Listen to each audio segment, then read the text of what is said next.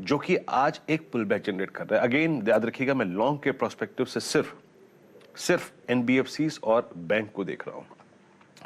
सचिन जी, आपका एक बहुत अच्छे से रीड किया हुआ स्टॉक है श्रीराम ट्रांसपोर्ट।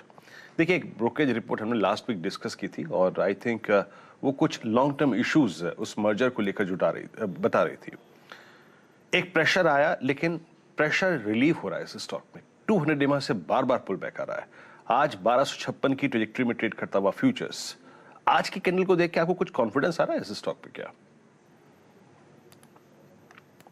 वीरेंद्र जी, यहाँ पर तो जिस तरीके से फ्लोर शिफ्ट हुई है तो डेफिनेटली जो इम्पोर्टेंट लेवल होगा यहाँ से वो लगभग 1210 का ही है। अगर 1210 ब्रेक हो जाता है तो प्रॉब्लली मुझे लग रहा है कहीं जाकर थोड़े से शिफ्ट या ड्रिफ्ट नजर आ सकते हैं। बट फिलहाल जिस तरीके से पिछले 9 दिन का कंसोलिडेशन है, मुझे लग रहा है कंसोलिडेशन थोड़ा सा हेल्दी है।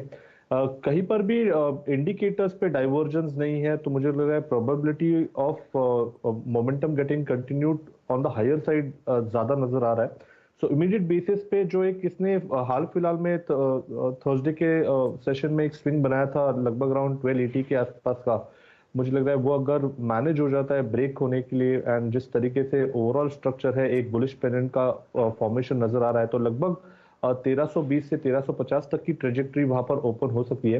तो एक कंडीशनल बाय जरूर होगा 1280 के ऊपर। बट मुझे फिलहाल लग रहा है अगर किसी की एग्जिस्टिंग पोजीशन है तो 1210 के स्टॉप लॉस के साथ उसे रिटेन की जा सकती है, एंड 1280 के ब्रेकआउट के बाद उसे रिव्यू करनी चाहिए। तो मुझे लग रहा है आज के इंट्राडे के लिए तो एटलीस्ट 1280 तक की ट्रेजेक्टरी काफी क्लियर है। सो होल्ड करने की सलाह होगी, एंड पोजीशन ऐड आपको अग्रेसिवली 1280 के ऊपर करने हैं। चलिए, श्रीराम ट्रांसपोर्ट पे ये रहा सचिन का व्यू। कुछ ही देर में जो आईटी के पेन है उस पे एक्सिस सिक्योरिटीज के सीनियर आईटी एनालिस्ट से बातचीत करेंगे पहले, लेकिन राहुल शर्मा साहब के पास जा रहा हूं। राहुल जी, मिला जुला शुरुआती ट्रेड है, अब बैंक्स थोड़ा सा अपमूव भी ठंडे पड़े हैं, कैसे अप्रोच कर रहे हो आप लोग? ये वीक बड़ा इंपॉर्टेंट है इवेंट्स के लिहाज से, और सबसे इंपॉर्टेंट इन्फ्लेशन के आंकड़े फोकस में, और अच्छे मूव्स हमने 3 हफ्ते से देख लिए। कैसे स्टैक्ड अप है भारतीय बाजार? आप लोग जेएम पे कैसे अप्रोच कर रहे हो, और इस समय का प्रेफर्ड ट्रेड आप लोग का कौन सा है? जी देखिए आशीष जी, जो हिसाब से बाजार का वीकली सेटअप है वो मेरे हिसाब से बुलिश है। अंडरटोन जो है पोजिशनल बेसिस पर कोई दिक्कत नहीं है, लेकिन देखिए आज और कल के सेशन में हो सकता है कि जो आज डिप शुरू हुआ है हमें निफ्टी में नीचे में 16,025 15,900 तक ले जाए। तो पोजिशनल ट्रेडर्स के लिए ये जो डिप है एक अच्छा अपॉर्चुनिटी रहेगा लॉन्ग पोजीशंस ऐड करने के लिए। मेरे हिसाब से इंट्राडे में आज बायस 16,150 के नीचे नेगेटिव है। आपको नीचे में निफ्टी और सरकता हुआ दिख सकता है। बैंक निफ्टी आज पॉजिटिव जरूर है, लेकिन ओवरऑल निफ्टी पे हमें आईटी के थ्रू प्रेशर देखते हुए मिल रहा है। तो ओवरऑल जो पोजिशनल व्यू है वो तो अभी भी इंटैक्ट ही है। मेरे हिसाब 16,500 का जो निफ्टी का टारगेट है वो इंटैक्ट है, लेकिन फिलहाल जो हमने 1000 पॉइंट की रैली निफ्टी के बॉटम से देखी है, तो एक पुल बैक यहाँ पर आना बहुत ही लाजमी है। तो फिलहाल पुल बैक के लिए ट्रेड कर रहे हैं। यहाँ पर क्लियर एडवाइस करी हमने क्लाइंट्स को कि प्रॉफिट बुक कीजिए।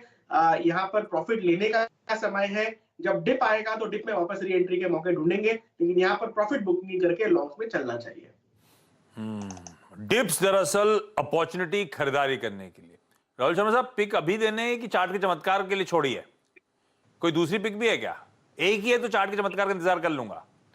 आशीष जी, आई थिंक एक ही पिक देंगे, हाई कन्विक्शन वाली। आप चार्ट के चमत्कार हाँ, तो मैं जानना चाहता हूँ। ठीक है, तो चार्ट के चमत्कार में एक हाई कन्विक्शन पिक आने